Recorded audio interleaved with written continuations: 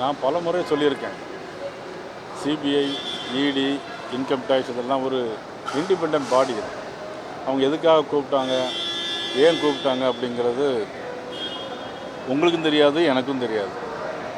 கூப்பிட்டவங்களுக்கு மட்டும் தெரியும், கூப்பிட்டு போனவருக்கு மட்டும் தெரியும். இல்லை, எனக்கு எந்த விதமான சந்தேகம் இல்லை. அது அவங்க தான் பார்த்து. ஆதவ் அர்ஜுனா இனிஷியல் ஸ்டேஜில் என்டிஏ லைன்ஸில் கூப்பிட்டாங்க அப்படின்றத சொல்கிறாரு. ஆனால் விஜய் நேற்று அதை மறுப்பு தெரிவிக்கிறாரு.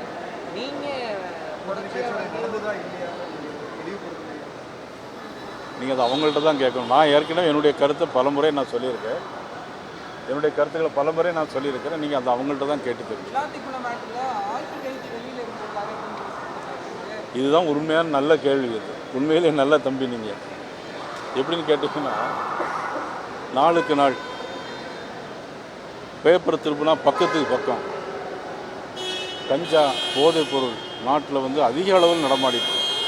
இதை ஏதோ நான் குற்றம் சொல்ல வேண்டும் என்பதற்காக மட்டும் சொல்லலை. விளாத்திக்குளத்தில் நடந்த ஒரு பெண்ணுக்கு நடந்த கொடூரம் இன்றைக்கி ஏதோ பிடிச்சிருக்காங்க. பட் எனக்கு எது முழுமையாக என்னோட தெரியல. அந்த கொடூரம் என்பது ஒரு பெண்ணினுடைய மறைமுகமான இடத்துல 14 இடங்களில் தழும்புகள் இருக்குது. 14 இடங்களில் மொத்தம் 22 இடம் சொல்கிறாங்க. ஒரு பெண்ணுடைய மறைமுகமான இடத்துல இவ்வளவு கோர சம்பவம் நடக்கிறதுனா காரணம் போதைப் பொருள். ஏற்கனவே பிடிப்பட்ட நபர் ஒருவர் ஏற்கனவே சிறை தண்டனை அனுபவித்து ஜாமீனில் இருப்பதாக சொல்கிறாங்க.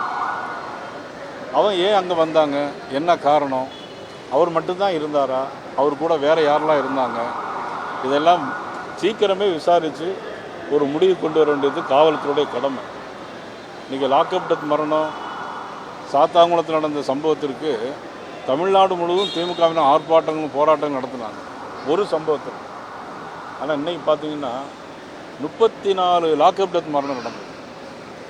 பெண்களை மிக இழிவாக நடத்துகிற ஒரு சூழ்நிலையை இன்றைக்கி பார்க்க முடியுது. காரணம் இந்த திமுக ஆட்சியில் தான் பார்க்க முடியும். போலீஸ் ஸ்டேஷனில் போய் ஒரு பெண் தன்னுடைய அண்ணனை பிடிச்சிட்டு போயிட்டாங்க அப்படின்னு சொன்னால் அந்த பெண்ணை கேவலமாக பேசக்கூடிய காவல்துறை. சரி, போலீஸ் ஸ்டேஷனுக்குள்ளேயே ஆண் காவலர் பெண் காவலரை அவமானப்படுத்தக்கூடிய சூழ்நிலை. இதெல்லாம் யாருடைய ஆட்சியில் நடக்கிறது? கடந்த இந்த 5 ஆண்டு கால ஆட்சி. சரி, தேர்தலில் என்னென்ன வாக்குறுதி சொன்னாங்க? சொத்து வரி கூட்ட மாட்டோன்னு சொன்னாங்க, மின் கட்டணத்தை கூட்ட மாட்டோம்னு சொன்னாங்க, மின் கட்டணம் 2 மாதத்திற்கு ஒரு முறை இருப்பதை 1 மாதத்திற்கு வசூல் பண்ணுவோன்னு சொன்னாங்க. இதுவரை செஞ்சுருக்காங்களா? இதுவரையும் செய்யலையே. ஆனால் பொங்கலுக்கு போன ஆண்டு கொடுக்கல, இந்த ஆண்டு மட்டும் 1000 ரூபா கொடுத்துருக்காங்க.